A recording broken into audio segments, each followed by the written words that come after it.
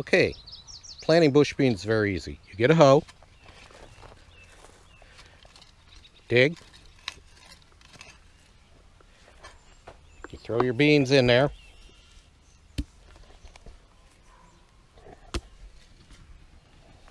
cover.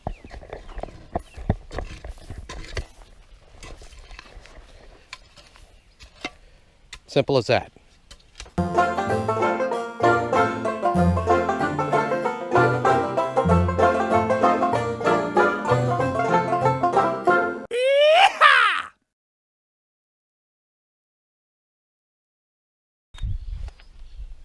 Okay, what we're going to do here is we're going to take this unused yard ornament and turn it into a trellis / pole for pole beans in my garden.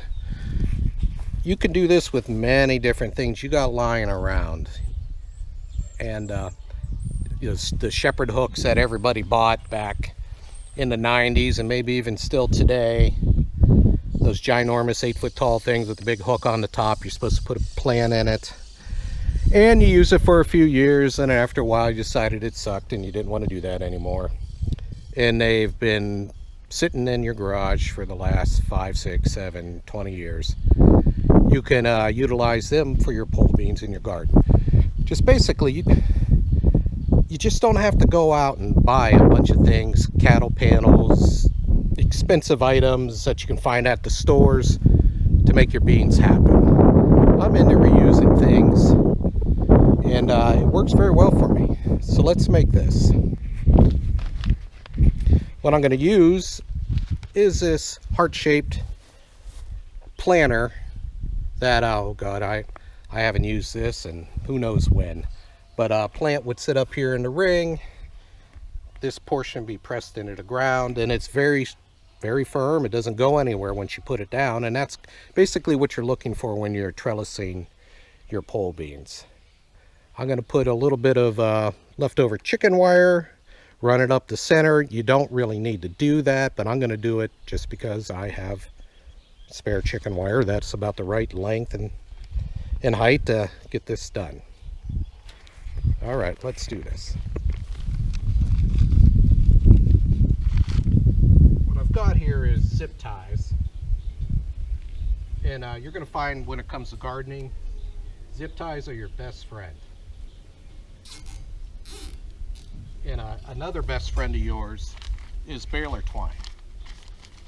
You know, a lot of farm people and that, they have bales of hay, and you take the baler tying off your bale, and a lot of people just throw it out.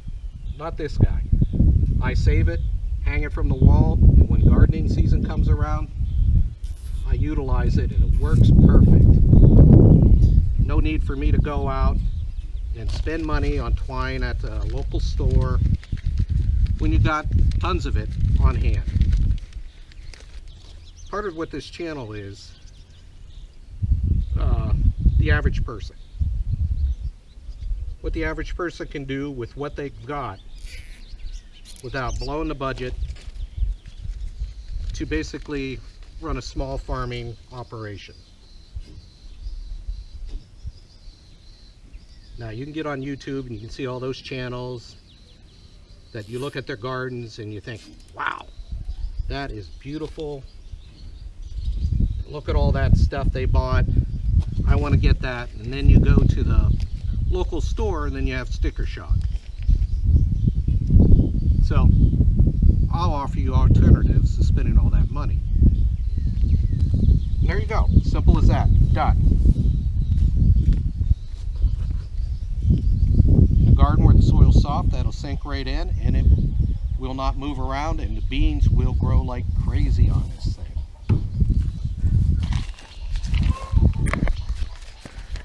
Some other items that I use for my trellising in my garden is long branches from trees that have died on my property.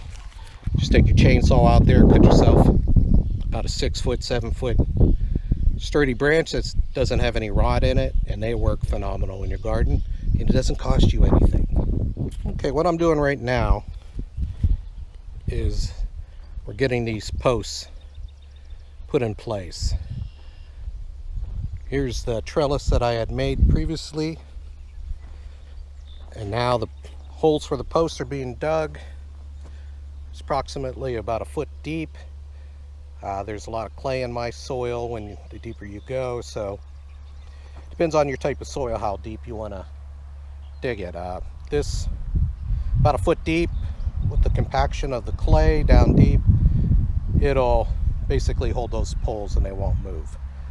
Now some people do the TP method for their pole beams. It's basically you make an A-frame. You usually use 3 posts like this.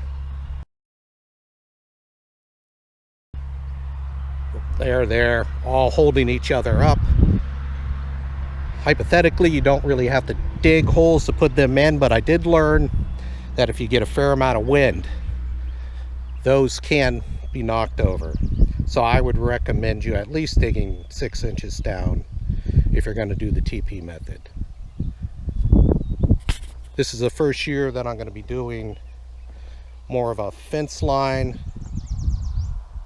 instead of the TP method. I decided not to do the TP style method because it takes up a lot of space in the garden, and I'm trying to maximize my yield and minimize my space used this year. Okay, now I've got all my poles in for my pole beans,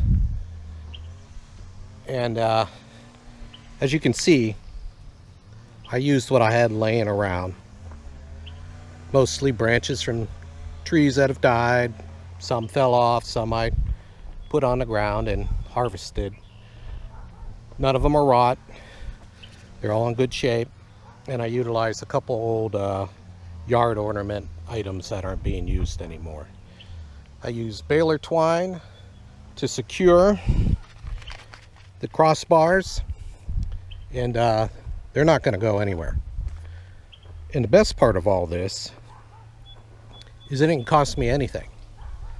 I mean, sure, the old yard ornaments cost little money, but I bought them 20 plus years ago, and they've been sitting around unused for many, many years.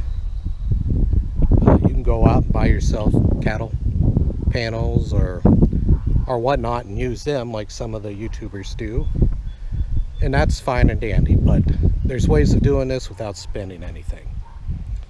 Now let's plant some beans. Now the pole beans, you want to plant them about 1 inch deep.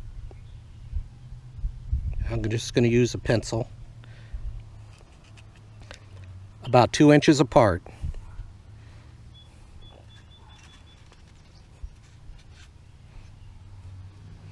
And the beans are pretty resilient. They'll just grow, and they'll grow like crazy. And once they start growing, they will climb up these poles. The pole beans are a vining bean. They're not a bush bean like a standard green bean. And these will climb and just run wild on their own. Don't necessarily need to be trained, but I train them a little bit just to help keep them going. These seeds that I have are from last year's harvest of beans. They're very easy to save and reuse.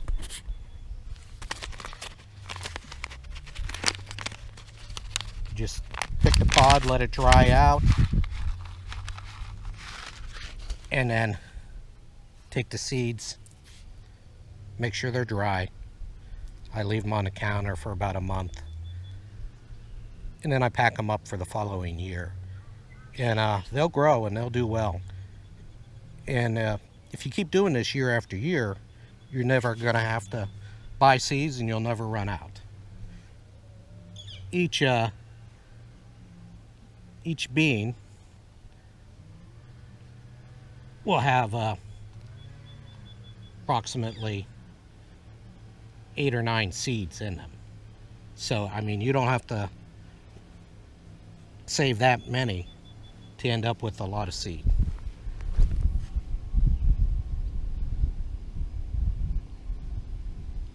Now, like any standard green bean slash pole bean style bean, you're going to want to plant them and then water them and keep the ground moist. And once they start coming out of the ground, you just continue on doing that. Now, you don't want to overwater them. You don't want to bring on the second coming of Noah's flood, but you'd like to keep the ground around the beans moist. That helps the beans grow, helps them go crazy and just produce. You're going to want to pick them regularly. That'll encourage the plant to put out more bean pods and make your yield even more. Now, some people prefer to do pole beans over bush beans. That's just preference. But one nice thing about it is, bush beans, you got to get down on your hands and knees and you have to move the plant around to harvest. These pole beans, the most you got to do is maybe bend down just a little bit, and there they are. Now, I left enough space between my trellises that I can get through and harvest the beans when they're ready, and I can get in there and weed as needed also pretty easily. But that's about it. It's really pretty simple, and you don't have to spend a lot of money to have pole beans in your garden. Well, hello again, average homesteaders. Today we're going to plant green beans. Now I'm going to show you the down and dirty easy way of getting green beans in the ground and make it work for you. Alright, let's get started. First you want to do is get your beans in the ground. Now some people go around and they poke holes in the ground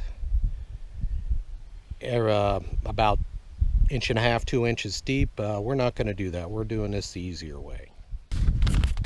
Okay, as I say, some people get on their hands and knees and they poke a hole in the ground every 3 to 5 inches, and then they drop 2 seeds in the hole, and then they reach and do it again and again. Then they have to get up and crawl over to another spot and repeat.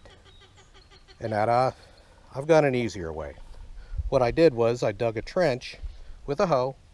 Took me about 2 passes to get at least a good 1.5 inches down in the dirt. And I'm just going to go around and just drop seeds. Simple as that.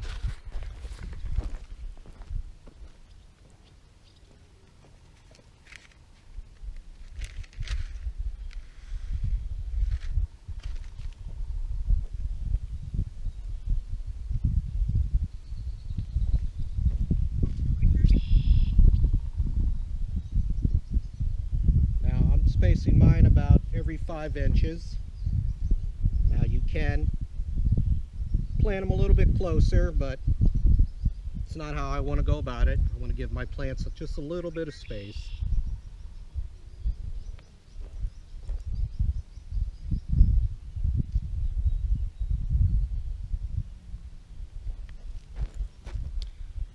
Now if you want to get on your hands and knees and crawl around, by all means do so.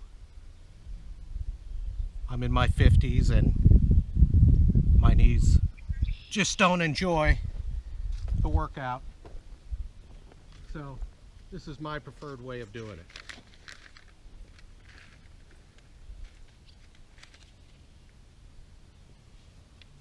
Now that I've got my row of beans in the ground, just go around with the hoe,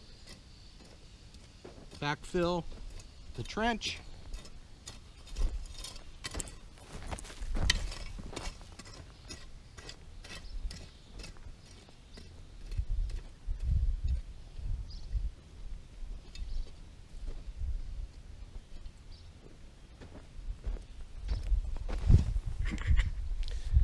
water them, and you're done. It's as simple as that. I did this whole planting in less than 4 minutes. Total, done. Now you want to pretty liberally water your beans. now that they're in the ground. And you want to keep them moist as they grow. Now you don't want to, as I've said before, recreate Noah's flood by drowning your beans, but you want to keep them wet. Now as they grow, they'll pop out of the dirt, and what you want to get is the beans to have kind of a dark green color. If the leaves start fading per se, they don't look as dark green as they used to, that's a pretty obvious sign that they're lacking water. So just give them a good watering, keep your eye on them, try to keep that dark green to the leaves. Okay, it's just as simple as that. Throughout the year, I'll give you updates on how the beans are doing.